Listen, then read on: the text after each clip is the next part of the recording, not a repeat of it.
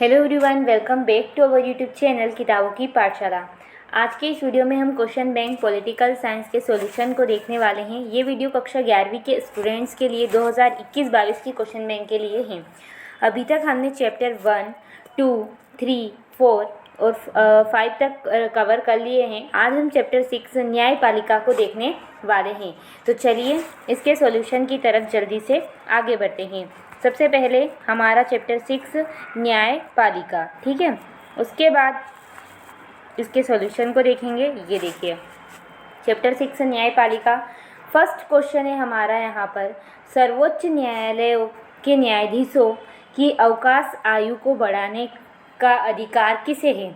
यानी कि जो हमारा सुप्रीम कोर्ट है, वहाँ के जितने भी जजेस है, ओके, या फिर न्यायाधीश है, उनकी जो अवकाश आयु है उसको बढ़ाने का अधिकार किसके पास होता है। सर्वोच्च न्यायालय खुद सुप्रीम कोर्ट के पास, या राष्ट्रपति के पास, प्रधानमंत्री, या फिर संसद के पास। तो राइट आंसर रहेगा संसद के पास। उसके बाद नेक्स्ट क्वेश्चन है, उच्च न्यायालयों के न्यायाधीशों की अवकाश आयु कितनी होती है। 60 वर्ष, 62 वर्ष, 63 वर्ष या 68 वर्ष। तो राइट आंसर रहता है 62 वर्ष। उसके बाद भारत के सर्वोच्च एवं उच्च न्यायालय में न्यायाधीशों की नियुक्ति कौन करता है। जो हमारा सुप्रीम और कोर्ट है, वहाँ पर जो न्यायाधीश रहते हैं उनकी कौन नियुक्ति करता है। राष्ट्रपति, भारत का मुख्य न्यायाधीश, प्रधानमंत्री या लोकपाल। तो राइट आंसर रहेगा इसका राष्ट्रपति। उसके बाद अगला क्वेश्चन है, संविधान की व्याख्या करने का अंतिम अधिकार किसे प्राप्त है। राष्ट्रपति को, महान न्यायवादी को, लोकसभा अध्यक्ष को या सर्वोच्च न्यायालय को। सो फ्रेंड, इसका राइट आंसर रहेगा सर्वोच्च न्यायालय को। उसके बाद प्रश्न क्रमांक 5 है, भारत में न्यायपालिका है राष्ट्रपति के अधीन, प्रधानमंत्री के अधीन, संसद के अधीन या फिर स्वतंत्र। तो राइट आंसर रहेगा हमारी जो न्यायपालिका है वो बिल्कुल स्वतंत्र है, किसी के अधीन नहीं है। उसके बाद प्रश्न क्रमांक 6 है, उच्च न्यायालयों के निर्णय के विरुद्ध कहाँ अपील की जा सकती है। अगर उच्च न्यायालय का निर्णय आपको नहीं पसंद है तो आप कहाँ पर अपील करेंगे। जनता दरबार में, राष्ट्रपति के कार्यालय में, लोकसभा में या फिर सर्वोच्च न्यायालय में। तो राइट आंसर रहेगा इसका सर्वोच्च न्यायालय में, सुप्रीम कोर्ट में जाएंगे आप। उसके बाद इस समय भारत में कुल कितने उच्च न्यायालय है। जो उच्च न्यायालय की संख्या वो कितनी है, 15, 18, 24 या 25। तो राइट आंसर रहेगा 25। उसके बाद न्यायपालिका का क्या कार्य है। कानूनों का निर्माण करना, कानूनों का क्रियान्वयन करना, या कानूनों की व्याख्या करना, या इनमें से कोई नहीं। तो इसका राइट आंसर रहेगा कानूनों का क्रियान्वयन करना, ओके, उसको हम बोलेंगे न्यायपालिका का कार्य। उसके बाद राज्य सरकार को कानूनी मामले में सलाह देने का काम अधिकृत है मुख्य न्यायाधीश का, महान्यायवादी का, अधिवक्ता का या उच्च न्यायालय के न्यायाधीशों की खंडपीठ का। ओके, तो इसका राइट आंसर रहेगा यहाँ पर महाधिवक्ता का। ओके, उसके बाद न्यायाधीशों की उसके बाद प्रश्न क्रमांक 10, उच्च न्यायालय के न्यायाधीश अपना त्यागपत्र किसको देंगे। अगर उच्च न्यायालय के न्यायाधीश को न्यायाधीश अब नहीं रहना है, अपना त्यागपत्र देना है, तो किसको देंगे। सर्वोच्च न्यायालय के मुख्य न्यायाधीश को, अपने उच्च न्यायालय के मुख्य न्यायाधीश को, अपने राज्य के राज्यपाल को या फिर राष्ट्रपति को। राइट आंसर रहेगा राष्ट्रपति को। MCQ कंप्लीट होते हैं, बढ़ते हैं लॉन्ग क्वेश्चन की तरफ। फर्स्ट क्वेश्चन है, दीर्घ उत्तरीय प्रश्नों के उत्तर दीजिए। हमारे 4 मार्कर है, मोस्ट इंपॉर्टेंट है, इससे पूरा 4 मार्कर क्वेश्चन आने वाला है। तो ध्यान से इन सारे क्वेश्चंस को देखना और आंसर्स को समझने की कोशिश करना। चलिए, सबसे पहला क्वेश्चन है, न्यायपालिका के कार्यों को समझाइए। यानी कि जो हमारी न्यायपालिका है वो क्या क्या कार्य करती है। तो चलिए इसके आंसर को देखते हैं। तो जैसा कि आप स्क्रीन पर देख सकते हैं, न्यायपालिका के कार्य। सबसे पहला कार्य है न्याय करना। देखो, न्यायपालिका का मुख्य कार्य न्याय करना है। कार्यपालिका कानून का उल्लंघन करने वाले व्यक्ति को पकड़कर न्यायपालिका के समक्ष प्रस्तुत करती है। न्यायपालिका उन समस्त मुकदमों को सुनती है जो उसके सामने आते हैं तथा उन पर अपना न्यायपूर्ण निर्णय देती है। यानी कि जस्टिस करना, जस्टिफाई करना, न्याय करना किसका काम है, न्यायपालिका का। उसके बाद कानूनों की व्याख्या करना। न्यायपालिका विधानमंडल में बनाए हुए कानूनों की व्याख्या के साथ साथ उन कानूनों की व्याख्या भी करती है जो स्पष्ट नहीं होते हैं। न्यायपालिका के द्वारा की गई कानून की व्याख्या अंतिम होती है और कोई भी व्यक्ति उस व्याख्या को मानने से इनकार नहीं कर सकता है। तो न्यायपालिका का क्या काम है, कानूनों की व्याख्या करना। उसके बाद नेक्स्ट है संविधान का संरक्षण करना। सबको पता है जो न्यायपालिका है वो क्या है, हमारे संविधान का संरक्षण करती है, यानी कि संविधान की सर्वोच्चता को बनाए रखने का उत्तरदायित्व न्यायपालिका पर होता है। यदि व्यवस्था पालिका कोई ऐसा कानून बनाए जो संविधान की धाराओं के विरुद्ध हो तो न्यायपालिका उस कानून को असंवैधानिक घोषित कर सकती है। उसके बाद नागरिक अधिकारों का संरक्षण। लोकतंत्र को जीवित रखने के लिए नागरिकों की स्वतंत्रता और अधिकारों की सुरक्षा अत्यंत आवश्यक है। यदि इनकी सुरक्षा नहीं की जाए तो न्यायपालिका निरंकुश और तानाशाह बन सकती है। नागरिकों की स्वतंत्रता अधिकारों की सुरक्षा भी कौन करती है, न्यायपालिका करती है। तो ये न्यायपालिका के 4 मुख्य कार्य है।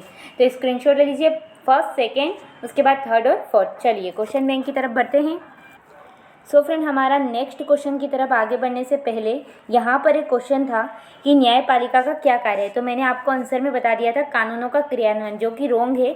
आंसर रहेगा कानूनों की व्याख्या करना। ओके, ठीक है। अब बढ़ते हैं नेक्स्ट क्वेश्चन की तरफ। नेक्स्ट क्वेश्चन है हमारा, न्यायाधीशों की नियुक्ति प्रक्रिया को समझाइए। कोई भी सुप्रीम कोर्ट में न्यायाधीश बनता है तो उसकी क्या नियुक्ति है, कैसे उसकी नियुक्ति की जाती है, कैसे वहाँ तक वो पहुँचता है। तो चलिए इसके आंसर को देखते हैं। जैसा कि आप स्क्रीन पर देख सकते हैं, न्यायाधीशों की नियुक्ति कभी भी राजनीतिक रूप से निर्विवादित नहीं रही है। यानी कि ऐसा नहीं हुआ है कि बस साधारण रूप में इच्छा हुई कि न्यायाधीश को चेंज करना है तो आराम से चेंज कर दिया, नहीं। हमेशा इसमें निर्विवाद यानी कि विवाद हुआ ही है। ओके, यह राजनीतिक प्रक्रिया का एक हिस्सा है। यह बात अपने आप में महत्वपूर्ण हो जाती है कि उच्च न्यायालय और सर्वोच्च न्यायालय में न्यायाधीश कौन है। इससे संविधान की व्याख्या पर फर्क पड़ सकता है।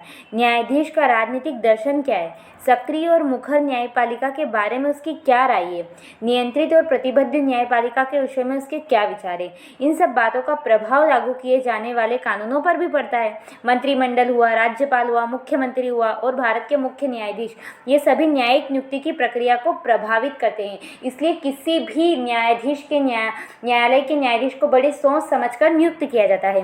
भारत के मुख्य न्यायाधीश की जो नियुक्ति के मामले हैं उनमें वर्षों से परंपरा है कि जो भी सर्वोच्च न्यायालय के सबसे वरिष्ठ न्यायाधीश होंगे उनको इस पद पर बिठा दिया जाएगा।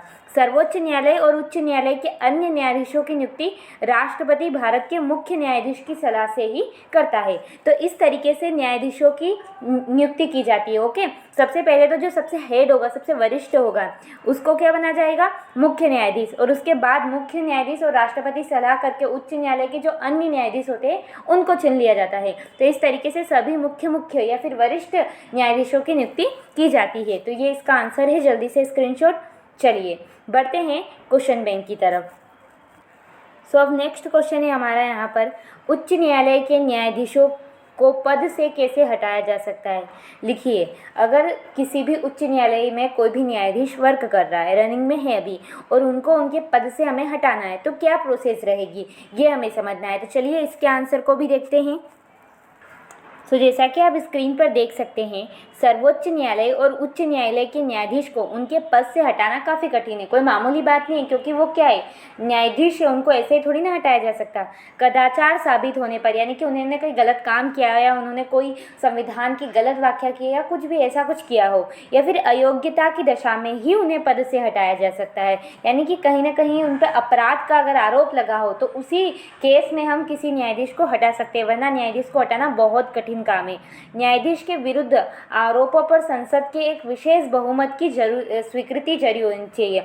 यानी कि अगर न्यायाधीश को हटाना है तो संसद में एक बहुमत होना चाहिए, सारे लोग पक्ष में होने चाहिए कि हाँ न्यायाधीश को हटाना है, तभी न्यायाधीश हटाया जा सकता है। इससे स्पष्ट है कि न्यायाधीश को हटाने की प्रक्रिया अत्यंत कठिन है। जब तक संसद के सदस्यों में आम सहमति न हो तब तक किसी न्यायाधीश को हटाया नहीं जा सकता। यह भी गौरतलब है कि जहां उनकी नियुक्ति में कार्यपालिका की महत्वपूर्ण भूमिका है, वहीं उसे हटाने की शक्ति में विधायिका के पास है।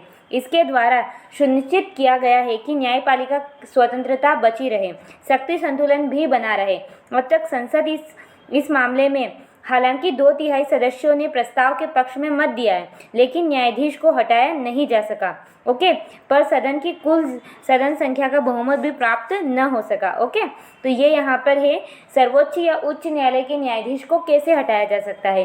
तो ये इसका आंसर है। जल्दी से स्क्रीनशॉट। बढ़ते हैं नेक्स्ट क्वेश्चन की तरफ।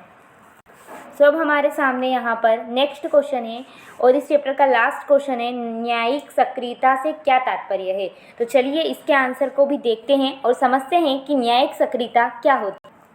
सो जैसा कि आप स्क्रीन पर देख सकते हैं, न्यायिक सक्रियता का अर्थ नागरिकों के अधिकारों के संरक्षण और समाज में न्याय को बढ़ावा देने हेतु न्यायपालिका द्वारा सक्रिय भूमिका निभाई जाती है। न्यायिक सक्रियता सरकार के अन्य दो अंगों विधायिका और कार्यपालिका को उन्हें संवैधानिक दायित्वों का निर्वहन करने के लिए न्यायपालिका की भूमिका पर बल देता है। यानी कि जब न्यायपालिका सक्रिय रहती है हर मामले में तो उसको हम बोलते हैं न्यायिक सक्रियता। यानी कि समाज के संरक्षण और समाज में न्याय को बढ़ावा देने के लिए जब न्यायपालिका सक्रिय भूमिका निभाती है तो वो क्या है कि न्यायिक सक्रियता है। यानी कि न्यायपालिका का अपना एक महत्व है। न्याय सक्रियता न्यायिक सिद्धांत है, एक तरीके की ये थ्योरी है। ये न्यायाधीशों को प्रगतिशील और नई सामाजिक नीतियों के पक्ष में न्यायिक आधिकारिक निर्णयों पर शक्ति से पालन करने के लिए ये जो थ्योरी है, ये जो सिद्धांत है, ये प्रेरित करता है। न्यायिक सक्रियता को संयुक्त राज्य अमेरिका के संविधान व्यवस्था से लिया गया है अपने संविधान में। ओके, इसमें न्यायपालिका अपने परंपरागत कार्यों जैसे न्यायिक पुनरावलोकन, सामान्य न्याय करना आदि बातों से बढ़कर औचित्यता के आधार पर सरकार के दूसरे अंगों जैसे विधायिका हुई, कार्यपालिका हुई, प्रशासनिक अधिकारी हुए आदि को दिशा निर्देश देने लगता है, जो सामान्य सामाजिक आर्थिक न्याय को बढ़ावा देने का कार्य करता है। तो जब कुल मिलाकर यह है कि जब न्यायपालिका बहुत एक्टिव हो जाती है, ओके, तो एक्टिव होना ही क्या कहलाता है, न्यायपालिका की सक्रियता कहलाती है। और इस कॉन्सेप्ट को हमने अमेरिका के कॉन्स्टिट्यूशन से लिया है। ओके, ठीक है, तो ये इसका आंसर है। आई होप आपको समझ आ गया होगा। जल्दी से स्क्रीनशॉट इसका। बढ़ते हैं क्वेश्चन बैंक की तरफ। सो फ्रेंड, इस तरीके से हमारा जो चैप्टर 6 है वो पूरा का पूरा कवर हो गया है। आई होप इस वीडियो से आपकी हेल्प हुई होगी। अगर हेल्प हुई तो प्लीज़ वीडियो को लाइक करें, शेयर करें, subscribe the channel. Thanks for watching. धन्यवाद।